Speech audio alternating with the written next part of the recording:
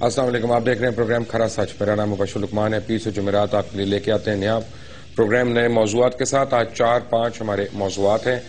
مجھے جوائن کر رہے ہیں کراچی سے سینیٹر فیصل رضا عابدی صاحب، لیکن میں سینیٹر صاحب کے پاس آنے سے پہلے میں آپ کو چند ایک چیزیں بتا دوں کہ انتہائی دکھ کے ساتھ، انتہائی رنج کے ساتھ آپ لوگوں کو پتہ ہی ہے اور آپ لوگ دیکھ رہے ہیں اس کو گزشتہ کچھ عرصے سے ٹیلی ویژن پہ بھی اور اخباروں میں، کہ علامہ ناصر عباس کو جس طرح شہید کیا گیا بے دردی سے لاہور کے اندر، وہ اب یہ وہی ایک سلسلہ ہے جس کی میں بڑے عرصے سے ایک بات کر رہا ہوں کہ پتہ نہیں کون کرا رہا ہے، کیسے کرا رہا ہے، کیوں کرا رہا ہے، اور حکومت جو ہے ہماری بالکل مفلوج ہو کے رہ گئی ہے یہاں پہ، اور حکومت نے غالباً یہ فیصلہ کیا ہوا ہے کہ کسی کو پکڑنا نہیں ہے، کسی کو سزا نہیں دینی ہے۔ اور یہ میں بات بڑے وثوق سے آج کہہ رہا ہوں آپ کے پاس۔ اس کی وجہ یہ ہے کہ میں ایک خبر آپ کو اور ریمائنڈ کرا دوں، اسی جگہ پہ، اسی انڈر پاس میں، ایف سی سی انڈر پاس میں جہاں علامہ صاحب شہید ہوئے، کہ یہاں پہ فروری کے مہینے میں ایک لاہور جنرل ہاسپٹل کے سینئر آئی سرجن اور ان کا بہت ہی چھوٹا سا بیٹا جو ایچسن کالج کا اسٹوڈنٹ تھا، ان کو شہید کیا گیا۔ ڈاکٹر علی حیدر، وہ اس وقت ایچسن کالج کی فاؤنڈرز ڈے پہ جا رہے تھے اپنے بچے کے ساتھ وہاں پہ، اور وہ ان کے لیے بڑی خوشی کا دن تھا۔ ان کے بچے کو وہاں پہ سرٹیفکیٹ ملنا تھا، اور خبر ان دونوں کی شہادت کی وہاں اسکول پہ پہنچی اس وقت۔ علامہ صاحب کو کس نے شہید کیا یہ تو میں نہیں جانتا، اتنا میں جانتا ہوں کہ مسلمان ایسا نہیں کر سکتا۔ اس پہ ہم بات کریں گے سینیٹر فیصل رضا عابدی سے، لیکن اس کے بعد چیئرمین پیمرا چودھری رشید احمد کو جس طرح سے برطرف کیا گیا رات کے کالے اندھیرے میں اتوار کے دن، اور آج اسلام آباد ہائی کورٹ نے ان کو کیوں واپس ری انسٹیٹ کیا، اس کے اوپر آپ کو بتاؤں گا۔ ایک اور آپ نے آج کا اگر جنگ پڑھا ہوا ہے یا نیوز پڑھا ہے تو اس کی بڑی مین سٹوری ہے کہ بھارت کی میڈیا یلغار پر خاکی حلقوں کی تشویش، فوج کے لیے ٹی وی چینل کی تجویز۔ میں نیچے لکھا ہے، جنگ کی صورت میں بھارتی میڈیا کا مقابلہ کرنے کے لیے جھوٹ کو بار بار دہرانا اور یک طرفہ خبریں چلانے کا مشورہ اور تجویز ایک حاضر سروس میجر جنرل نے اسٹریٹجی رپورٹ میں دی اور آرمی کی گرین بک میں شامل ہے۔ اور پھر یہ لکھا ہے کہ 258 صفحات کی پر مشتمل گرین بک کے پیش لفظ میں سابق آرمی چیف جنرل کیانی نے لکھا کہ اس پلیٹ فارم پہ قومی سلامتی کے دانشورانہ تصور کو ٹھوس شکل دی جاتی ہے، اور اس قسم کے ایک ریسرچ رپورٹ میں پاکستان میڈیا کو دلچسپ حکمت عملی اپنانے کا مشورہ بھی دیا گیا، یعنی جھوٹ کو بار بار دہرایا جائے اور یک طرفہ خبریں چلائی جائیں اور جانبدارانہ تصاویر شائع کی جائیں تاکہ جنوبی ایشیا دو جوہری ہمسایوں میں مستقل میں ہونے والی جنگوں کے دوران بھارتی میڈیا کا مقابلہ کیا جا سکے۔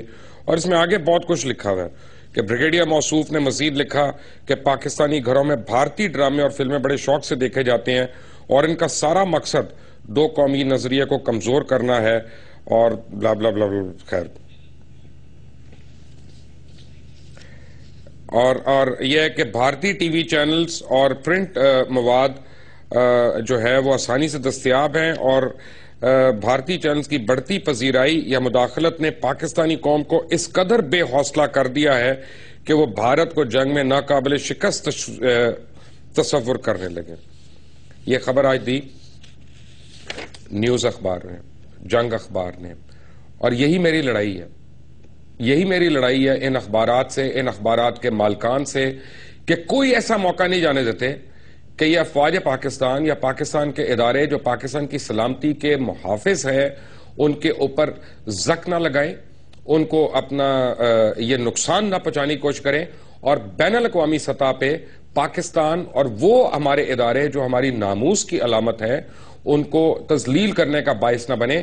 میر شکیل الرحمان بابا جی، آپ کی کرسی آج بھی یہاں پہ پڑی ہے، لیکن آپ آج بھی دبئی میں ہیں بمع اہل و عیال، اور آپ میں ہمت نہیں ہے کہ آپ آئیں اور آپ یہاں پہ کریں۔ اور آپ کو میں یہ بتاؤں کہ آپ کی خبر کتنی جھوٹی ہے۔ بابا جی، آپ کی اطلاع کے لیے عرض ہے کہ آپ کی خبر کہاں سے نکلی۔ میں نے جب آپ کو کہا کہ را سے لنکیجز، انڈیا سے امن کی آشا اور وہ پیسے ویسے تو تب تو بڑا سٹ پٹائے تھے. اتنا لمبا اخبار میں بیان لکھا کہ ایک اینکر ہمارے خلاف یہ باتیں کرتا ہے.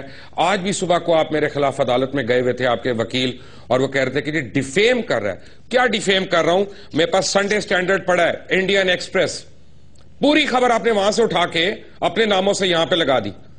یہ پرسوں جو چھپی وہاں پہ پوری خبر انڈین ایکسپریس کی as it is word by word وہ سارا لے کے آپ نے پاکستان آرمی کے خلاف جو انہوں نے چھاپا آپ نے یہاں پہ چھاپ دیا. یہ کس کا ایجنڈا آپ فارورڈ کر رہے ہیں, یہ میرا سوال ہے. اور جب میں یہ سوال کرتا ہوں تو میرے اوپر کہا جاتا ہے کہ ریسٹریننگ آرڈر آ رہا ہے, ڈیفیمیشن کا آرڈر آ رہا ہے, میرے پاس مجرمانہ غفلت کا پرچے کٹوائے جا رہے ہیں. کوئی پرچہ کراچی میں, کوئی لاہور میں, کوئی اسلام آباد میں, اور اتنے جھوٹے مقدمات. بابا جی خدا کے لیے آپ بڑے ہو جائیں, یہ وہ ٹائم نہیں ہے, یہ وہ کہ پینورامے کا آپ شاپنگ کریں کہ کراچی میں مقدمہ کراتے ہیں اور میرا ایک جعلی ایڈریس شو کر دیتے ہیں کہ کراچی میں اس کا گھر ہے. لاہور میں مقدمہ کراتے ہیں تو میرا گھر لاہور میں شو کر دیتے ہیں. اسلام آباد میں مقدمہ کراتے ہیں تو میرا گھر اسلام آباد میں شو کر دیتے ہیں. کیا کرنا چاہ رہی ہیں؟ سچ کا سامنا کریں. ہندوستانی میڈیا کی جو اپنا جھوٹی خبریں ہیں ان کو فالو کرنا چھوڑ دیں, ان کو اپنے ناموں سے چھاپنا چھوڑ دیں اور پھر ان کا کریڈٹ لینا چھوڑ دیں. افواج پاکستان اور پاکستان کے جتنے ادارے ہیں ان کی پلیز عزت کرنا سیکھیں. یہی پاکستان کی ضمانت ہے. آپ نے اور ہم نے نہیں لڑنا, خدا نخواستہ اگر کچھ ہو جائے. یہ وہ جو لوگ لڑیں گے ان کی آپ تذلیل کا باعث بن رہے ہیں. بٹ میرے ساتھ فیصل رضا آپ نہیں ہیں.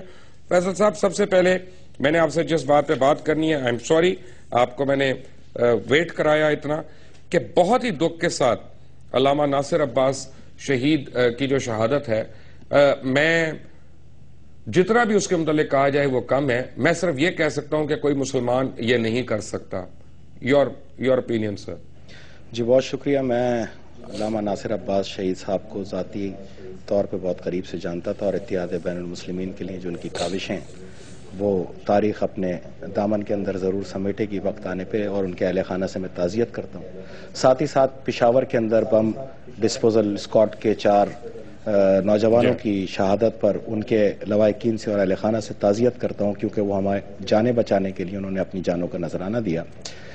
اور میں گزارش کرتا ہوں حکومت پنجاب اور وفاقی حکومت سے کہ یہی میں اتنے دنوں سے سمجھانا چاہ رہا تھا کہ جو دہشت گردوں کے نشانوں پہ ہیں وہ خالی ہاتھ ہیں, ان کو سیکیورٹی پرووائڈ کی جائے, کیونکہ وہ اللہ کی کتاب کا درس دیتے ہیں, سرکار دو عالم صلی اللہ علیہ وسلم کی سیرت پاک کا درس دیتے ہیں, اہل بیت کا درس دیتے ہیں. تو آپ ان کی حفاظت کریں, اور اگر آپ حفاظت نہیں کر سکتے تو ان کو الاؤ کیا جائے تاکہ یہ حسب ضرورت سیکیورٹی اپنے ساتھ رکھ سکیں.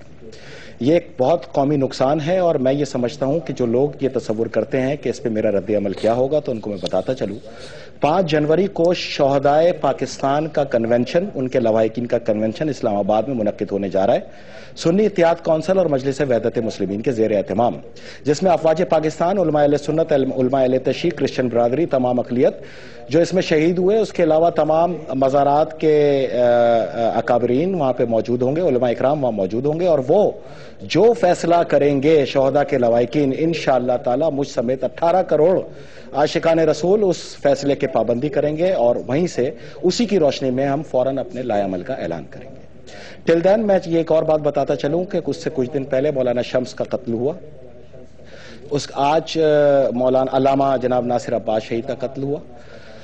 یہ دونوں کے ساتھ جو لوگ موجود تھے ان کو قاتلوں نے میں نے آپ کو قطع کلامی دیا, کرنی ہے, اور میرے لیے ٹارگٹ دونوں عالموں کو کیا. ایک ہی فیصل, ایک منٹ, سوری, میں نے قطع کلامی کرنی ہے. میرے لیے قتل نہیں, میرے لیے شہادتیں ہوئی ہیں, مولانا شمس الرحمان کی بھی, علامہ ناصر عباس کی. میں نے جو کہا کہ انہوں نے قتل کیا, شہادتیں ہمارے لیے, ان کے لیے قتل. جی بالکل قتل کیا, اور یہ ایک ہی طریقہ کار رائج کیا, جس کا ایک واضح ثبوت یہ نظر آتا ہے کہ اب یہ تمام جنگ کا رخ اور اکھاڑے جو ہیں دہشت گردوں کے وہ صوبہ پنجاب ہیں.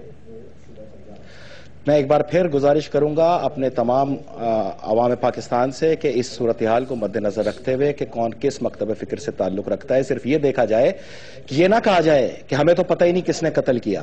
اس کی وجہ یہ ہے کہ تحریک طالبان پاکستان نے پاکستان میں ہونے والے 82,000 افراد کے قتل کو اور ہمارے شہیدوں کو کھلے عام اقرار کیا ہے کہ یہ خون ہم نے کیے ہیں.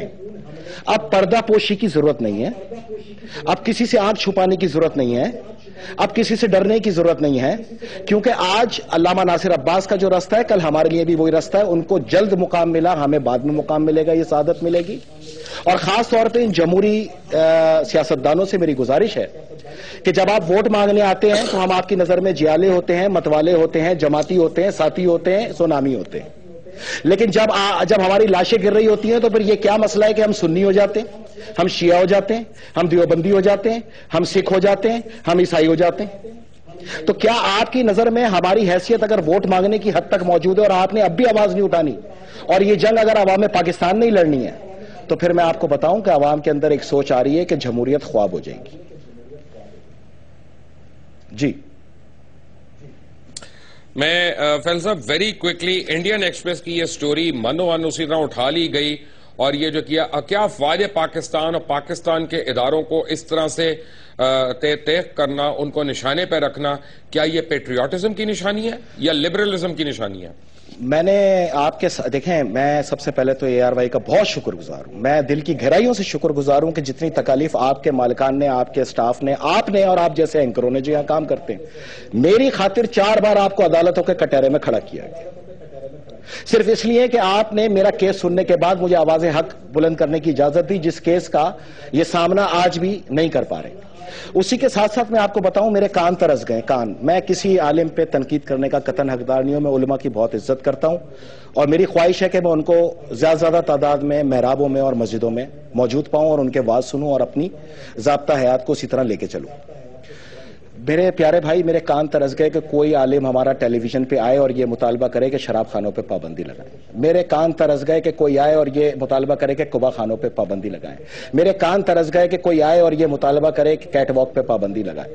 میرے کان ترس گئے کہ کوئی آئے اور کہے کہ ٹیلی ویژن پہ ہر 15 منٹ بعد جو یہ فحاشی کے کھلے عام اشتہار چل رہے ہیں دوردرشن, مجھے تو سمجھ میں نہیں آتا کہ پاکستان ٹیلی ویژن ہیں یا انڈین ٹیلی ویژن ہیں, کہ نہ میں اپنی ثقافت دیکھتا ہوں, نہ اداکار دیکھتا ہوں, نہ اپنا کلاکار دیکھتا ہوں, نہ اپنا گائک دیکھتا ہوں, نہ اپنا رائٹر سنتا ہوں. میں تو اپنے کلچر کو اس طرح بھول گیا ہوں کہ اب میں انڈین کلچر میں ہنس بس گیا اور انڈیا یہ سوچ مسلط کر رہا ہے ہمارے میڈیا کے ذریعے کہ دیکھو ہمارے یہاں کتنی آسانی ہے, کہ ہمارے یہاں کھلی یہ ہے, اور اس طرح انہوں نے ایک اپنے کلچر کو متعارف کرایا. لیکن میرے کان ترس گئے, آج تک کسی نے مطالبہ نہیں کیا, اور جو مطالبات کیے ہیں وہ میں یہاں ذکر نہیں کرنا چاہتا, مجھے میرا سر شرم سے جھک جاتا ہے. امام حسین کے جلوس پہ پابندی کا مطالبہ, میلاد محمد مصطفیٰ کے جلوس پہ پابندی کا مطالبہ. ہم کس کلچر میں رہ رہے ہیں؟ یہ کلچر بنوایا گیا اسی میڈیا کو ہتھیار بنا کے. میری خواہش ہے کہ میر شکیل الرحمان صاحب, میرا ان سے کوئی ذاتی خلش نہیں ہے, نہ میں کسی کے ذات پہ کیچڑ اچھالنے کا پابند ہوں. میں ان کے ادارے میں کافی اچھے اینکرز کو اپنے استاد کا درجہ دیتا ہوں, تجزیہ کاروں کو دیتا ہوں, لیکن ہر کوئی اچھا بھی نہیں ہوتا اور کوئی برا بھی نہیں ہوتا. میری خواہش ہے کہ یہ ان کے بالکل بازو میں ان تمام اینکرز کو اور تجزیہ کاروں کو بولوں کہ کل پاکستان کی عوام یہ آپ کا تجزیہ دیکھنا چاہتی ہے کہ سفارت خانے کے اندر کئی ایکڑوں پہ مشتمل 7 منزلہ عمارت سفارت خانے میں بن رہی ہے. 7,000 میرین وہاں پہ امریکہ کے فوجی آ کے رہیں گے. میں یہ بارہا بتا چکا ہوں کہ ان تمام علماء دین کو افغانستان میں تو امریکی فوجیوں کی موجودگی کا بڑا احساس ہے, اس پہ یہ نکلتے ہیں, لیکن اب جمعے کے اندر یہ بالکل نکلے جتنے بھی علماء دین ہیں اور تمام صحافی ہیں اور اینکر ہیں اور ہم سیاستدان, اور اس چیز پہ مظاہرہ کریں کہ وہاں جو رہیں گے تو یہاں پر تو 7,000 میرین رہیں گے. میری خواہش ہے کہ کل میں ان کے تجزیے اس چیز کے اوپر دیکھوں, اور مجھے امید ہے کہ یہ ضرور لکھیں گے. مشکل ہے. بابا جی ہمارے درمیان نہیں ہے, بابا جی اس پہ کوئی تجزیہ نہیں ہونے دیں گے. وہ امریکہ کو ناراض نہیں کر سکتے, انڈیا کو ناراض نہیں کر سکتے. اور آپ کی اطلاع کے لیے عرض ہے کہ سب سے پہلے یہ خبر کھرا سچ کی ٹیم نے ہی بریک کی تھی جب ایسا ہو رہا تھا. بٹ سینیٹر فیصل رضا آپ جی ہمارے ساتھ ہیں. ایک بریک کے بعد جب آئیں گے تو ان سے پوچھوں گا کہ ڈان ارسلان یا راج کمار ارسلان آج کل کیا کر رہی ہیں. After break, take a break. Welcome back from the break. جن لوگوں کا خیال ہے کہ میں پیچھا چھوڑ دوں گا, نہیں میں پیچھا نہیں چھوڑوں گا, کیونکہ جو سٹوری آپ کو میں انڈین ایکسپریس کی دکھا رہا ہوں یہی آج جنگ اخبار نے جو چھاپی منو ان, بغیر ریفرنس دیے کہ یہ کہاں سے سٹوری اٹھائی اور انہوں نے کہاں سے اٹھائی اور انہوں نے کہاں سے اٹھائی. اس سے پہلے یہ سٹوری 5 دسمبر کو یا 6 دسمبر کو کہاں چھپی؟ میگا گیس کہاں چھپی؟ Hindustan Times. You guessed it right, Hindustan Times. جنگ نیوز یہ سارا آپ کو does it remind you of any thing کہ کبھی نیوز اور جنگ خبریں چھاپتے ہیں, اس کے بعد وہ وہاں پہ چھپتی ہے, پھر وہاں پہ ریٹریکٹ ہوتی ہے, پھر وہ ادھر چھپتی ہے, پھر وہ خبریں چھاپتے ہیں, وہ ادھر چھاپتے ہیں. What is going on? اور ان لوگوں کو اگر ایکسپوز نہ کیا گیا تو اس ملک کو اور کتنا نقصان ہم لوگوں نے پہنچانا ہے. جو یہ امن کی آشا کے بھیس میں یا یہ CIA کے ایجنڈا کو لے کے یا یہ موساد کے ایجنڈا کو لے کے اگر کوئی اس ملک میں آ کے کام کرے تو کس طرح سے اس کو چھوڑ دے قانون, مجھے نہیں پتا. لیکن ایک بندے اور ہے جس کو قانون نے چھوڑ دیا. فیصل رضا عابدی نے بہت پہلے اس کی نشاندہی کی تھی. فیصل رضا عابدی ڈان ارسلان, اس کو قانون نے کچھ نہیں کہا, بلکہ اس وقت وہ کوئی مجھے رف اطلاع کے مطابق آئی کین بی رانگ کہ 3 سے 4 ارب روپے کا مالک بن گیا ہے, اور قازقستان میں اس وقت وہ ایک انرجی کی ڈیل بھی کر کے آیا ہے. افتخار چودھری کو پوچھنے والا کوئی نہیں, ارسلان کو پوچھنے والا کوئی نہیں, بابا جی کو پوچھنے والا کوئی نہیں, میاں منشا کو پوچھنے والا کوئی نہیں, جہانگیر صدیقی کو پوچھنے والا کوئی نہیں. تو پھر ہم نے کیا کرنا؟ پھر قانون وغیرہ آئین وغیرہ ختم کر دیں, سب کچھ رہنے دیں سب کے لیے, فری فار آل. اگر آپ کی اجازت ہو تو میں اس کا تفصیل سے جواب دوں. بسم اللہ. سب سے پہلے تو آپ واقعی پیچھا نہیں چھوڑیں گے. میں اس چیز کا چشمدید گواہ ہوں. جس طرح مجھ پہ پابندی رہی اور آپ کھڑے رہے اور مقابلہ کرتے رہے, کورٹس کا ہر جگہ سامنا کیا آپ نے اور آپ کے ادارے نے, تو مجھے یہ یقین ہے کہ آپ اس کے آگے کھڑے رہیں گے, بلکہ ہر ظلم کے آگے کھڑے رہیں گے. اس کی وجہ یہ ہے. دوسرا, آپ نے پاکستانی گورباچوف کا ذکر کیا. پاکستانی گورباچوف میں اس لیے کہہ رہا ہوں, گورباچوف ایک سوچ کا نام ہے. ڈی میرٹ کر کے ملک کو ستیہ ناش کرنے کا, انصاف کی راہوں میں قدم رکھنے کا. تو اس کے لیے میں نے کیسے پہچانا میں آپ کو بتاؤں. میں نے تو 15 مئی کو ہی پہچان لیا تھا, 12 مئی کے فوراً بعد, بلکہ پہچان تو میں اس سے بھی پہلے گیا تھا. اس کی وجہ یہ ہے کہ آپ کو جب کسی آدمی کو پہچاننا ہوتا ہے نا, تو یہ دیکھ رہے ہیں, یہ میرا ہاتھ ہے, یہ اس کے اندر نسیں جا رہی ہیں, اس کے اندر ایک خون ہوتا ہے. تو سب سے پہلے اس خون کو جو ہے نا نسل کی لیبورٹری میں چیک کرانا پڑتا ہے کہ آیا خون کیا ہے. ان کی ترقی کا سب سے پہلا قدم 1989 غالباً اٹارنی جنرل ان کو بنایا نواب اکبر خان بگٹی صاحب نے, یاد ہوگا آپ کو. جی, میں پوری 5 سال انتظار کرتا رہا کہ یار جس محسن نے یہاں تک پہنچایا, کاش کہ یہ ان کے قاتلوں کو تختہ دار تک پہنچا سکے. بہرحال پہلا غلطی ہو سکتی ہے. 15 مئی کو 3 دن گزرنے کے باوجود دیکھیں, کراچی کے اندر ابتدائی جو خون خرابے کی ہے وہ 12 مئی ہے, اور جو ججز کی تحریک ہے, وکلا تحریک, اس کے اندر, اس کے گارے کے اندر جب ہمارا خون شامل ہوا کراچی والوں کا, تمام رہنے والوں کا, تو اس کے بعد اس تحریک کے اندر بڑی طاقت آئی. میں 5 سال انتظار کرتا رہا کہ یہ ہمارے کسی ایک قاتل کو لٹکا دیں, سزا دے دیں, یا ایک ہیرنگ کر لیں, ایک ہیرنگ کر لیں 12 مئی کی, اور اسی طرح تمام آفیسرز کو بلائیں اور بلا کے کہیں کہ جی آپ یہ پکڑ کے دیں. میں آج سے باقاعدہ الزامات عائد کر رہا ہوں, کیونکہ اب تک 11 الزامات عائد کر چکا ہوں میں, 89 باقی ہیں, یہ 12واں ہے. تو ہمیں امید تھی, خواہش بھی تھی کہ آپ یہ کام کریں گے, اور 5 سال کے اندر آپ نے یہ بھی کام نہیں کیا. تو جنہوں نے آپ پہ احسان کیا, آپ نے ان کے ساتھ شر کیا. اب تو کوئی چیز بچی ہی نہیں. پھر تیسری چیز دیکھنے والی یہ تھی کہ 35 افراد کے لیے افواج پاکستان کی آپ صبح سے شام تک تذلیل کرتے رہے. انڈیا کے اندر یہ جو جتنا انڈین کلچر اگا رہے پاکستان کے اندر, ان کو میرا پیغام ہے کہ سینکڑوں پاکستانی جو ہیں 30 سال سے جیلوں میں پڑے ہیں. جوانی میں گئے تھے اور بالکل اب 70 اور 75 سال کی عمر کے اندر وہ واپس آئے پاکستان میں, 1-2 باقی ابھی تک وہاں پڑے ہیں. وہاں کے چیف جسٹس نے تو کبھی کشت نہیں کیا کہ اگر کسی کے اوپر اینٹی سٹیٹ کوئی الزام ہے, آپ نے پھر بھی بلایا, چلے ٹھیک ہے. لیکن وہ جو بنو جیل اور ڈیرہ اسماعیل خان جیل سے کھلے عام توڑ کے لے گئے, کیا اس سلسلے کے اندر آپ کسی افسر کو یا کسی CM کو یا وزیر داخلہ کو یا وزیر اعظم کو کھڑا نہیں کر سکتے تھے؟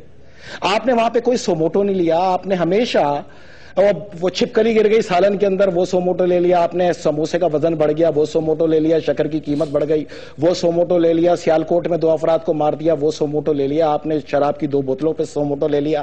کسی نے کسی کو تھپڑ مار دیا, آپ نے اس پہ سوموٹو لے لیا. کیا عوام پاکستان نے آپ کو یہاں پر اس لیے پہنچایا تھا کہ آپ یہاں پر آ کر غیر ضروری چیزوں کے اندر عدالت کا وقت ضائع کریں اور سرمایہ ضائع کریں؟ آپ کو کٹے ہوئے سروں پہ کبھی یاد نہیں آئی, آپ کو علماء دین کی شہادت نظر نہیں آئی, آپ کو کبھی کسی لوگوں کو بسوں سے اتارتے ہوئے مارنا یاد نہیں آیا, آپ کو کراچی کے اندر کشت و خون یاد آیا, تو اس کا بھی کوئی فیصلہ آج تک نہیں ہوا. آپ نے اتنے افسرز کو کھڑا کیا کہ آپ کا واحد نظریہ یہ تھا کہ وردی کو میں صبح سے بلاؤں اور شام تک ہاتھ باندھ کے سامنے کھڑا رکھوں, تاکہ تاریخ میری جب لکھی جائے, یہ ان کے ذہن کی میں وہ بات بتا رہا ہوں جو آف دا ریکارڈ اکثر اپنی محافل کے اندر متعدد اپنے ان ساتھیوں کے ساتھ جن کی نشاندہی وہ کر کے گئے کہ ابھی عدالت میں میرے ساتھی بیٹھے ہیں, تو بالکل بیٹھے ہوں گے، ان کے ساتھ یہ کہا کرتے تھے میں تاریخ میں یہ لکھوانا چاہتا ہوں کہ میں نے بڑے بڑے سیاستدانوں کو، جاگیرداروں کو، سرمایہ کاروں کو، بزنس مین کو، یہاں تک کہ پولیس کے افسران کو اور جنرل تک کو کھڑا کر کے جو ہے صحیح کر دیا اپنے اس کے اندر، صرف اس ضمن کے اندر یہ پاکستانی گورباچوف افواج پاکستان کی تذلیل کرتے رہے، اور یہی بین الاقوامی فارمولہ میں آپ کو آگے چل کے کسی پروگرام میں بتاؤں گا کہ میں ایک بیرونی جنگ بھی لڑ رہا تھا۔ وہ بیرونی جنگ یہ تھی کہ یہاں پر اتنا ظلم کر دو، اتنا قتل کر دو کہ یہاں میں بسنے والے یا تو شیعہ یا اردو سپیکنگ یا پختون اقوام متحدہ کو آواز ماریں، اور اس ضمن کے اندر جب بلوچستان سے ہلکی سی آواز بلند ہوئی تو آپ نے دیکھا پوری ٹیمیں آ بھی گئیں۔ تو اس ضمن کے اندر افواج پاکستان کے ساتھ عوام پاکستان کو کھڑا کرنا اس لیے ضروری تھا کہ اس سازش کو ناکام بنانا تھا، لیکن یہ افواج کی تذلیل کر کے مسلسل عوام کے اندر نفرتوں کے عمل کو پروان چڑھاتے رہے، جو کہ ایک باعث شرم مقام ہے۔ میں عوام کو بتاؤں کہ آپ کی ہر کوئی یہی حالت کرے گا، یہی درگت کرے گا اگر آپ عوام کو برباد کرنے والے، پاکستان کو تباہ کرنے والے، آئین پاکستان کو بار بار تذلیل کرنے والے، افواج پاکستان کی تذلیل کرنے والے کے لیے اگر آپ نے یہ لفظ اب کے استعمال کیے نا، چلو اب تو وہ چلا گیا، دفع کرو، تو پاکستان میں پھر یہ فیشن بن جائے گا کہ ہر کوئی آپ کو تباہ کرے گا، کیونکہ اس کے بعد آپ سب کو دفع کر دیتے ہیں۔ اگر آپ کو نشان عبرت بنانا ہے تو اس جوڈیشل مارشل لا ایڈمنسٹریٹر کو بنائیے جس نے پاکستان کے اندر جمہوریت کو ناکام کرنے کے لیے اپنا وہ کردار ادا کیا جو تاریخ میں کبھی ضیاء الحق نے کیا یا اس کے بعد اس نے کیا۔ آپ کی اطلاع کے لیے عرض ہے کہ وہی ڈان راج کمار عرف ارسلان جو ہیں غالباً اب پاکستان مسلم لیگ نواز کا ٹکٹ لے رہے ہیں اور الیکشن لڑیں گے، اور جی یہ وہی میں ارسلان کی بات کر رہا ہوں کہ جن کی وجہ سے ملک ریاض کو تو بیریا ٹاؤن والے کو بہت ڈریگ کیا گیا سپریم کورٹ میں، لیکن ارسلان کو کچھ نہیں کہا گیا۔ اگر انہوں نے الزامات لگائے کہ اس نے پیسے لیے یا میں نے اس کو پیسے دیے، اور میرے پاس ویڈیو ایویڈنس ہے، میرے پاس ڈاکیومنٹری ایویڈنس ہے کہ اس نے پیسے لیے، تو ادھر کی سبکی ہوئی، ادھر کو تو اپنا بیٹا تم ابھی پروٹوکول کے ساتھ نکلنا، تمہاری جان کو خطرہ ہے، تمہیں کوئی تنگ نہ کرے، کوئی پتھر نہ مار دے، یہ ہوتا رہا۔ یہ ڈان کہاں سے آ گیا؟ ابھی تک کیسے کھلے عام پھر رہا ہے؟ اس کا نام ای سی ایل پہ کیوں نہیں ہے؟ اس کو کیوں اس سے پروب نہیں ہوتی؟ کیوں اس سے نہیں پوچھا جاتا کہ تم نے اس ملک میں کس کس کو لوٹا؟ میں آپ سے عرض کروں کہ سب سے پہلی چیز تو یہ دیکھیں، یہ قوم جو ہے نا، یہ تھوڑا سا سوچ سمجھ کے اور پھر جو ہے وہ آگے کی جانب بڑھنا شروع کر دے۔ اس کی وجہ یہ ہے کہ اس قوم کو یہ پتا ہوتا ہے کہ سوئس عدالتوں کے اندر پیسے آ گئے، اس قوم کو یہ پتا ہوتا ہے وہ ڈاکے کا پیسہ ہے، اس قوم کو یہ پتا ہوتا ہے کہ رینٹل میں کھا گئے، اس قوم کو یہ پتا ہوتا ہے آج کرپشن میں کھا گئے، اس قوم کو یہ پتا ہوتا ہے کہ حنیف عباسی جو ہے وہ منشیات فروشی کے اندر ہے، حالانکہ بزنس کے اندر سب یہاں پہ پوری دنیا ہی ترقی کرتی ہے، لیکن بہرحال جس سے نفرت ہو، چاہے مخدوم شہاب الدین سے نفرت ہو، چاہے کسی سے نفرت ہو، وہ زیر عتاب بنتا چلا جائے گا۔ لیکن اس قوم کو یہ پتہ ہی نہیں ہے کہ 2 سال کے اندر 1.5 ارب روپے آتے، 1.25 ارب روپے آتے کہاں سے؟ بھائی یہ آپ کیوں بھول جاتے ہیں کہ 2007 تک یہ شخص جو ہے وہ نوکری پیشہ تھا، اور جس کا والد بارہا عدالتوں میں بیٹھ کے یہ کہہ چکا ہے کہ میرے پاس تو گھر گاڑی بنگلہ بھی نہیں، اور مجھے پتہ ہی نہیں کہ میں نے کس جگہ جانا ہے اگر مجھے نکال دیا جائے۔ اس کی 13,995 کی تنخواہ تھی۔ جی ہاں، میں آپ سے وہی عرض کر رہا ہوں نا، تو اتنی بڑی انویسٹیگیشن بھی بنائی، تو آخر میں مبشر بھائی اس سے بڑا تاریخ کا کیا مذاق ہوگا، اور یہ لکھنے والوں کو پتہ نہیں ابھی تک اس پہ کیوں نہیں لکھا گیا کہ اس کو آپس کا لین دین ثابت کر دیا، یاد ہے آپ کو؟ جی ہاں۔ اب مجھے آپ یہ بتائیے کس چیز کا لین دین؟ ہاں آپس کا لین دین نا، دو پارٹیوں کے آپس کا دین کیا ہوئی؟ مجھے لین کا تو مجھے پتا چل گیا کہ جو ہے اتنے کروڑ آ گئے، دین کیا ہوا؟ دیکھیں میں آپ سے وہی تو عرض کر رہا ہوں، تو پاکستان کی عوام سے میں یہ پوچھ رہا ہوں یار یہ دنیا میں جتنی کرپشن ہے یہ کیا جنات سے کی جاتی؟ یہ بھی تو آپس کا ہی لین دین ہے، تو پھر پاکستان کے اندر واقعی آپ صحیح کہہ رہے ہیں کہ آئین اور قانون کی اس سے بڑی دھجی کیا اڑائی جائے گی کہ ایک رشوت کو، ایک کرپشن کو، ایک پیسوں کی وصولی کو آپس کا لین دین ثابت کر کے پاکستان کے اندر ایک ایسی ایگزامپل قائم کر دی گئی کہ اب جو رشوت کے الزام میں کھڑے ہیں تمام سابق وزراء سمیت وہ جا کے یہ بتا دیں کہ ہم نے تو آپس کا لین دین کیا ہے۔ آپ اگر اس پہ فیصلہ نہیں کریں گے اور یہ قوم نے واقعی اس کو بھول دینا ہے، ان کو قانون کے کٹہرے میں نہیں لے کے آنا، قوم بجائے اس کے صرف اتنا سا 5 منٹ کے لیے سوچ کے مطالبہ کر دے کہ میں باما ثبوت 113/2005 کے قانون کے تحت اس شخص پہ اپنے پورے الزامات کے ساتھ کھڑا تھا اور رپورٹ اب تیار پڑی ہے.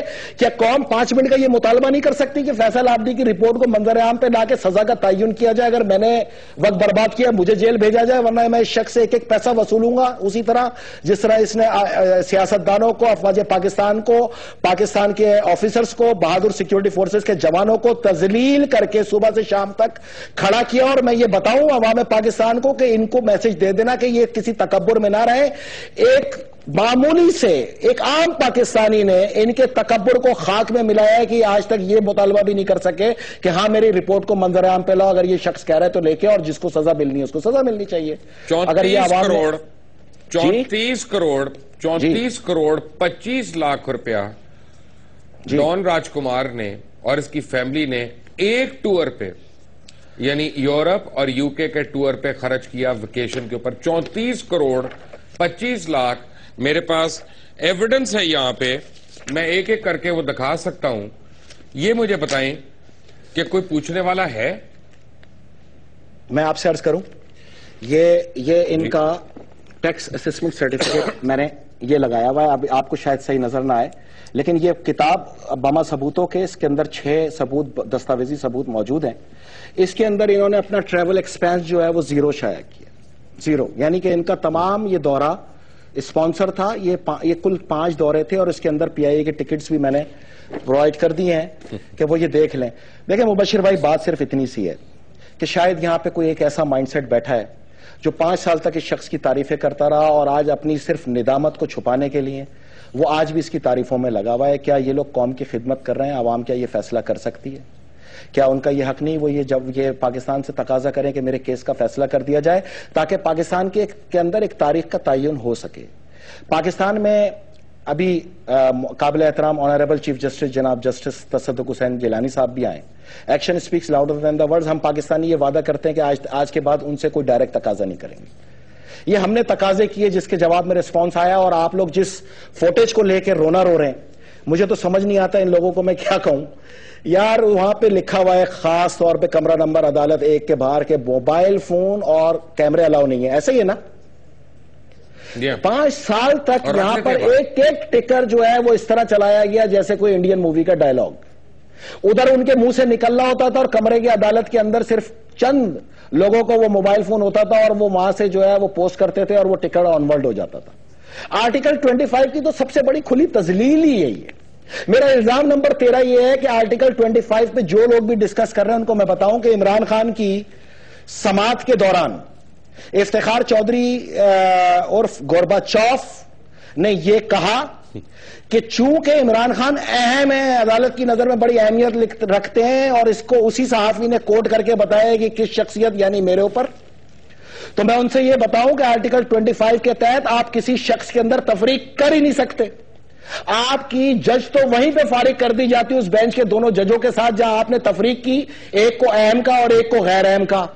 آپ ہوتے کون ہیں تاریخ کے اندر یہ فیصلہ کرنے والے کون اہم ہے اور کون غیر اہم؟ جاتے جاتے آپ نے ارشاد فرمایا، اس نے لسانیت بھی پھیلائی. انہوں نے جاتے جاتے ارشاد فرمایا بلوچ قوم کبھی مانگ کے نہیں کھاتی مبارک کو چیف جسٹس کی اس سیٹ کو جس نے پاکستان کے اندر بلوچ مہاجر سندھی کی پہچان کرا دی. تم چیف جسٹس کی نظر میں تمہارے آئین اور قانون اور کانسٹیٹیوشن کے اندر لکھے ہوئے حلف کے مطابق آپ کی نظر میں تمام پاکستانی برابر ہیں. آپ نے کیسے بتایا کہ بلوچ قوم جو ہے وہ غیرت مند قوم ہے، وہ مانگ کے نہیں کھاتی؟ What do you mean by this? کیا ہم مہاجر یا ہم سندھی یا ہم بلوچ یا ہم پٹھان یا ہم جو بھی کشمیری یہاں رہتے ہیں، ہم کیا باقی مانگ کے کھانے والے لوگ ہیں؟ کمال ہو گیا. مطلب اگر آپ لوگوں نے ان تمام چیزوں پہ آنکھیں بند کرنی ہے اور عوام نے ان کے اوپر انگلی نہیں اٹھانی میرے سے الزام نمبر 14 کے بعد، تو پھر ٹھیک ہے. پھر ہم نے اپنا وقت ضائع کیا، ہم نے سیاست چھوڑ کے اپنے گھر والوں کو وقت دینا شروع کر دیا. آپ کو آپ کی سیاست مبارک. نہ ہم نے 11 مئی کو ووٹ مانگا تھا، نہ آپ بلدیات میں مانگیں گے. ابھی سے ختم ہے بھائی، آپ کو جس کو ووٹ دینا ہے دو. لیکن اب کوئی یہ نہ کہے کہ میں کسی کے لیے کوئی کام کر رہا ہوں، میں اپنے ملک کے لیے کام کر رہا ہوں. اور آپ جیسے بہادر اور آپ جیسے جتنے بھی بہادر صحافی ہیں ان کے ساتھ مل کے انشاءاللہ یہ جنگ بالکل اختتام پذیر پہنچائیں گے. پاکستان بنایا تھا اور پاکستان بچائیں گے انشاءاللہ. فیصل رضا عابدی ہمارے ساتھ ہی ہیں. ایک بریک کے بعد ٹیک اے بریک.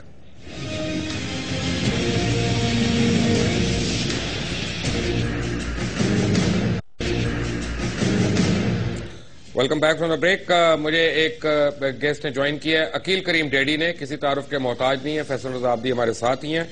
لیکن عقیل کریم ڈیڈی صاحب, میں نے آپ سے جو سوال کرنا ہے وہ تو الگ ہے, لیکن آپ نے یہ دیکھی انڈین ایکسپریس کی سٹوری, جنگ کی سٹوری, نیوز کی سٹوری, سے پہلے ہندوستان ٹائم کی سٹوری, کیا لگ رہا ہے آپ کو اب؟ السلام علیکم. وعلیکم السلام.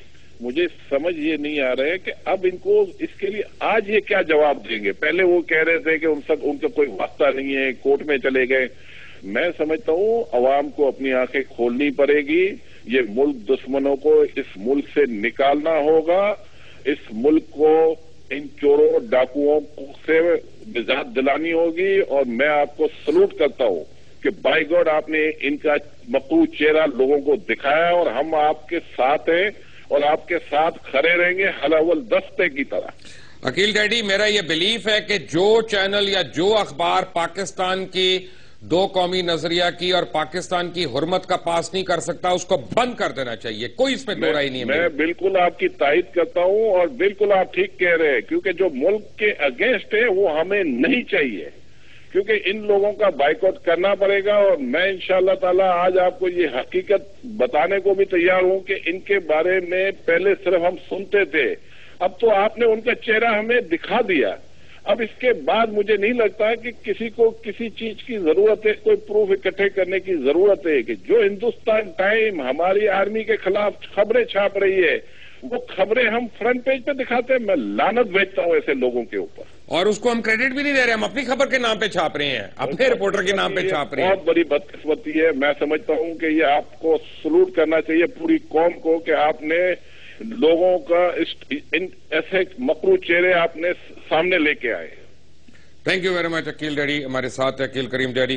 فیصل رضا عابدی صاحب, آپ نے سنی ان کی بات, اور میں آپ کو ایک بات بتاؤں کہ ایک مجھے ہمارے ایک دوست ہیں, صحافی دوست ہیں, اسد کھرل, ایکسپریس ٹریبیون سے, انہوں نے کریکٹ کیا. انہوں نے کہا advocate general Balochistan, not attorney general. ہم نے غلطی کیا, میرے سے بھی غلطی ہوئی ہے. Asad Kharal, thank you very much for correcting.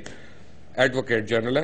اب سوال یہ پیدا ہوتا ہے کہ میں بالکل, آپ دیکھیں پیپلز پارٹی کے ہیں, جنرل مشرف کے متعلق آپ جو مرضی کہیں, لیکن مجھے یہ ڈرامہ سمجھ میں نہیں آتا کہ 12 اکتوبر کے اوپر ہم نے نہیں کرنا کچھ, 3 نومبر پہ کرنا ہے. اگر آپ نے آئین توڑنے کو نہیں کچھ کہنا تو ایک آدمی کی برطرفی پہ کیوں کر رہے ہیں؟ میں آپ سے عرض کروں کہ جی ہاں بالکل, ایڈوکیٹ جنرل ان کو بنایا تھا نواب اکبر خان بگٹی صاحب نے. تو میں آپ سے دیکھیں, اس میں کوئی اتنی پرابلم کی بات نہیں ہے. اس کی وجہ یہ ہے کہ میں نے بارہا یہاں پر آ کے لوگوں کو بتایا کہ انہوں نے تو مکمل اختیار بھی دیا تھا جنرل مشرف کو, جیسے چاہے آئین کے اندر تبدیلی کر لو. ماشاءاللہ یہ نہیں ہوتے کہ آپ آئین کو تباہ و برباد بھی کریں, اپنے مقاصد کے لیے استعمال بھی کریں, اور پھر پارلیمنٹ بھی بنائیں. در حقیقت یہ ساری چیزیں ہوتی ہیں, اس کے اندر ایک پروٹیکشن چاہیے ہوتی ہے, اور وہ پروٹیکشن ہے عدالت کے اندر بیٹھے ہوئے یہ جج. کیونکہ مارشل لا کورٹ کے تحت اگر آرمی آفیسرز کورٹس کے اندر ٹرائل کرنا شروع کر دیں گے تو وہاں پر کسی کی دال نہیں گلتی جتنی دال عدالتوں کے اندر گلتی ہے. ہمیں تطہیر کا عمل لانا پڑے گا عدالتوں کے اندر. ان کے ساتھی بھی موجود ہیں کچھ, اور وہ ساتھیوں کو تلاش کرنا پڑے گا. اس لیے سب سے بہتر طریقہ یہ ہوتا ہے عوام پاکستان کے اندر کہ آپ یہ تقاضا کریں کہ وہ جو پی سی او کے اوپر 103 جج نکالے گئے تھے, یا تو ان کو بھی واپس لے کے آیا جائے, یا اب جو موجودہ عدالت کے اندر اگر کوئی پی سی او پہ حلف لیا ہوا جج ہے تو عدالت کی تطہیر کر دی جائے. تصدق حسین, آنریبل چیف جسٹس جناب جسٹس, دیکھیں مجھے ذرا ایک منٹ میں ذرا سا اس پہ ڈیویٹ کروں گا. میں کیونکہ اپنے ذاتی ایک سوال پوچھنا ہے, بالکل پرسنل ہو کے سوال پوچھنا ہے. کیا مجھے دوبارہ تو نہیں, اب جانا نہیں چاہیے عدالت میں افتخار محمد چودھری کے خلاف, جس نے اپنے کرسی کو استعمال کیا مجھے کیریکٹر اسیسنیشن کرنے کے لیے, اور جھوٹ بول کے, غلط بیانیاں کر کے اپنے بیٹے کو بچانے کے لیے؟ کیا ملک ریاض کو دوبارہ کیس نہیں کھلوانا چاہیے؟ کیا اور لوگوں کو نہیں کھلوانا چاہیے؟ کیا پی ٹی سی ایل کا کیس نہیں کھلنا چاہیے جس کے فیصلے پہ بیٹھ گئے؟ کیونکہ ڈان راج کمار جو تھا کس کا کنسلٹنٹ تھا؟ کیا ڈی جی خان سیمنٹ کے کیس کا فیصلہ کبھی بھی نہیں ہوگا؟ کیونکہ وہ منشا کی ہے, منشا کے بیٹے کی ہے. اس کا کیس کون لڑ رہا ہے؟ رمدے صاحب کے صاحبزادے لڑ رہے ہیں. اس کے اوپر بیٹھا کون ہے؟ افتخار چودھری. اور لاہور ہائی کورٹ کے ایک آنریبل جج کو, سرونگ جج کو, آج بھی اس کو فون کر کے کہہ رہے ہیں کہ خبردار اس کیس کو چھوڑ دو, اس کو بند کر دو, یہ تم نے نہیں کرنا اس کا فیصلہ. کیا اس آدمی کو یا ایسے شخص کو عدالت میں لا کے ہمیں یہ ثبوت نہیں دینے چاہیے؟ میں یہ سمجھتا ہوں کہ میں نے اسی لیے سب سے پہلے اس قوم کو یہ کہا تھا کہ اگر تم نے اب بھی یہ سوچنا ہے کہ چلو اب تو دفعہ ہو گیا، ختم ہو گیا، اس طرح کی کہانیاں جو الفاظ استعمال کیے جاتے ہیں، بہرحال میں یہ الفاظ نہیں کہہ رہا کہ دفعہ ہو گیا، جو لوگوں کے تاثرات ہیں، بھائی کوئی نہیں گیا، اگر آپ نے اسی طرح چھوڑ دینا سب کو تو پھر آپ کے ساتھ یہی ہوتا رہے گا اور عوام آگے سے یہی کرتی رہے گی۔ جہاں تک آپ نے بات کی کہ موجودہ chief justice, honourable chief justice جناب تصدق حسین جیلانی صاحب، تو میں نے اسی لیے آپ کو ان نسوں کی ایک مثال دی تھی۔ ان کا نام ہے جناب چیف جسٹس جناب تصدق حسین جیلانی ولد جناب محمد رمضان شاہ جیلانی صاحب، اور جو انہوں نے ابھی ایکشنز لیے ہیں آتے کے ساتھ ہی وہ ایک عدلیہ کا وقار بلند کرنے کے اندر بہت تیزی سے وہ جو گامزن ہوئے ہیں، اور مجھے یہ یقین ہے کہ اب ہم یہ ڈائلاگ جو ہے ٹیلی ویژنز پہ کبھی نہیں سنیں گے، اب فیصلے بولیں گے۔ اور سب سے پہلا جو ان کے پاس کیس آیا ہے وہ 4 نشستوں کا تحریک انصاف کی جانب سے جمع کرائی جانے والی ایڈمٹ کی گئی اس درخواست کا، اور یہ فیصلہ ہی فیصلہ کرے گا کہ آیا عدالت جو ہے وہ کس رخ کے اوپر جاری ہے، کیونکہ یہ بہرحال بنیادی حق ہے ان کا۔ میں یہ کہتا ہوں کہ 54 حلقوں پہ کیا جائے جہاں سیکٹری الیکشن کمیشن نے خود اقرار کیا کہ یہاں پہ دھاندلی ہوئی ہے، تو یہ تمام فیصلے بولتے ہیں ججز کے۔ ہم آج کے بعد ججز کو یہاں ڈسکس نہیں کریں گے، ہم یہ بالکل اپنی عدلیہ سے وعدہ کرتے ہیں، ہم عدلیہ کا احترام کرتے ہیں، اور آپ کو جانا چاہیے، آپ کو جانا چاہیے، ایک چیز ڈسکس کروں گا جی، آپ کو جانا چاہیے۔ ڈان راج کمار کو آفیشل پاسپورٹ کس کیپیسٹی میں دیا گیا؟ جناب، اور نہ صرف آفیشل پاسپورٹ دیا گیا بلکہ میں آپ کو بتاؤں کہ ان کو سرکاری پروٹوکول مکمل میسر رہا، ان کی حفاظت کے لیے ایلیٹ کے نوجوان ہمیشہ ان کے ساتھ رہے، اور جس دور کے اندر جج صاحب کہا کرتے تھے کہ میرا تو اس سے کوئی واسطہ نہیں، اور عوام کو دکھانے کے لیے انہیں آگ کر کے اور فرنٹیئر ہاؤس کے اندر غالباً ان کو کمرہ الاٹ کیا گیا تھا، تو وہ تمام پولیس والے ہی بتایا کرتے تھے کہ کتنی بار دن میں وہ ملا کرتے تھے۔ یعنی دکھ کی بات یہ ہے کہ جو ہے علامہ ناصر عباس شہید ہوں یا مولانا شمس الرحمان شہید ہوں، ان میں سے تو کسی کو ایلیٹ فورسز دی نہیں گئیں ان کی پروٹیکشن کے لیے۔ ایک ایسے آدمی کو جو ڈیزرو بھی نہیں کرتا کسی سرکاری عہدے پہ بھی نہیں، ہم علماء کا قتل عام یا ان کی شہادتیں ہمیں برداشت ہیں، ان سپوتوں کی نہیں۔ دیکھیں جناب، میں تو آپ کے سامنے اب اس پہ کیا کہوں، میں یہ کہہ رہا ہوں کہ ٹھیک ہے آپ سیکیورٹی نہیں دیں، کیونکہ سیکیورٹی آپ کی جو ہے وہ تحریک طالبان پاکستان کی فرنچائز کے پاس، اور خاص طور پہ حمزہ شہباز شریف صاحب کے پاس، پورے لاہور کو پتہ ہے کہ آدھے کلومیٹر کے اوپر ہوتی ہے ان کی سیکیورٹی جب وہ چل رہے ہوتے ہیں آج کل۔ اسی طرح ان کے تمام وزراء کے صاحبان کے پاس، بہرحال وہ آپ اپنے پاس رکھیں، لیکن کم سے کم ہمیں اجازت دی جائے کہ ہم اپنی سیکیورٹی کے لیے کچھ لوگوں کو اپنے ساتھ رکھ سکیں۔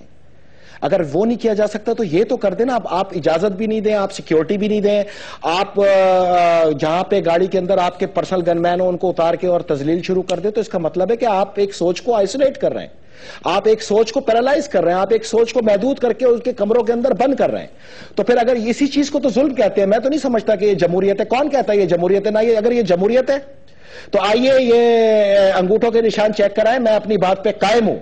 اگر آپ انصاف کے ساتھ چلے تو 2014 کے اندر عوام پاکستان ایک نیا الیکشن دیکھے گی، اور اگر انصاف نہیں ملا تو پاکستان کے اندر جمہوریت خواب ہوگی 2014 میں۔ میں یہ بات بالکل کہہ کے جا رہا ہوں، اور اس چیز کو ریکارڈ کر لیا جائے۔ مجھے یہ بتائیں کہ اب یہ ہو رہا ہے اس حکومت میں کہ چیئرمین نادرہ، چیئرمین نیب، اس کے بعد چیئرمین پیمرا، پتہ نہیں جس آدمی کو یعنی جو اپنا کام کرنا چاہتا ہے، آنیسٹی کے ساتھ کرنا چاہتا ہے، یا پوائنٹ آؤٹ کرتا ہے بابا جی کی کرپشن کے اوپر، منشا کی کرپشن پہ، جہانگیر صدیقی کی کرپشن پہ، اور کس کی کرپشن ایک رہ گئے صاحب ان کے اوپر، تو پھر فوراً اس کو برطرف کر دیا جاتا ہے، جیسے مبشر بھائی، میں آپ کو ایک بات بتاؤں۔ دیکھیں، ایک آتا ہے آدمی عوام کے ووٹ کے ذریعے تاکہ وہ عوام کو جواب دے، عوام کے لیے کام کرے۔ عوام جب عوام ہی نہیں ہوگی تو پھر کام کس کا کرنا ہے؟ عوام تو مصروف ہے قبرستانوں کے اندر آج کل، عوام تو مصروف ہے اسپتال کے اندر آج کل۔ یہ اس سے بڑا اور دنیا میں تازیانہ، دیکھیں بالکل بحیثیت ایک مسلمان، میں سانحہ راولپنڈی میں جتنے قتل ہوئے ہیں اس کی شدید مذمت کرتا ہوں، اور میرا یہ مطالبہ ہے کہ ان کو تمام کو گرفتار کر کے ان کے قاتلوں کو پھانسی دی جائے۔ لیکن جنہوں نے 170 مساجد اور امام بارگاہ اور مزارات پہ حملے کیے، پھر آپ ان سے مذاکرات کیسے کر سکتے ہیں؟ اس سے بڑا دھورا رویہ اور کیا ہوگا اس دنیا کے اندر یار؟ ایک مسجد کو آپ مسجد قرار دو, 170 کو آپ مسجد ہی نہیں مان رہے, اس کا مطلب پھر ہم تو یہاں بیوقوف بیٹھے ہیں پاکستان میں. آپ کو قانون کو چلانا اسی طرح چھاپے مارے, اسی طرح گھروں کے اندر جو ہے نا چادر چار دیواری کا تقدس پامال کریں جیسے آج پنجاب پولیس کرتی پھر رہی ہے بدماشیاں. یہ کوئی طریقہ تھوڑی ہے. پولیس کو آپ اپنے مقصد کے اندر یوٹیلائز کر کے ایک بار پھر عوام کے اندر آپ سیکیورٹی فورسز کو ذلیل کر دو. آپ کا اور پھر چودھری افتخار کا ایجنڈا تو ایک ہی ہے. تو یہ پورے مائنڈ سیٹ کا ایجنڈا ہے کہ افواج پاکستان کی تذلیل. اس لیے میں 18 کروڑ عوام کو 4 سال سے کہہ رہا ہوں کہ 17 لاکھ فوج کے ساتھ کھڑے ہو کے 18 کروڑ 17 لاکھ فوج بن جاؤ جیسے 65 کی جنگ میں بنے تھے, ورنہ داستان بھی نہیں ہوگی. داستانوں میں یہ میں انڈیکیٹ کر دوں. سینیٹر فیصل رضا عابدی آپ کا بہت بہت شکریہ. عقیل کریم ڈیڈی آپ کا بہت بہت شکریہ. چلتے چلتے آپ کو بتاؤں کہ انڈین ایکسپریس کی سٹوری ایز اٹ از اٹھا کے آج جنگ میں چھاپ دی گئی, اور یہ سٹوری اس سے پہلے کچھ دن پہلے تقریباً 10 دن پہلے ہندوستان ٹائمز نے ایکچولی دی تھی, اور یہاں پہ کس طرح چھاپی گئی کہ بغیر ان کو کریڈٹ دیے, بغیر ان کا تعارف کرائے, بغیر ان کو ریفرنس دیے. اگر یہ صحافت ہے تو پھر میں ایسا صحافی بالکل نہیں بننا چاہتا. بابا جی یہ سوالات آپ کو دینے ہیں کہ آپ کیوں افواج پاکستان کی تذلیل کرتے ہیں, آپ کیوں پاکستان کے سیکیورٹی اداروں کی تذلیل کرتے ہیں, اور آپ کا پاکستان نے کیا بگاڑا ہے. آپ تو پاکستان کا بہت سا ٹیکس آپ نے دینا ہے, اربوں روپے کا ٹیکس دینا ہے. آپ کے سمدھی نے کیا کچھ نہیں کر دیا اس ملک میں, وہ بھی اتنا پلندہ ہے ایویڈنس کا. یہ سوالات ہم پوچھتے رہیں گے. کوئی روک سکتا ہے تو روک لے. انٹل نیکسٹ ٹائم, اللہ حافظ.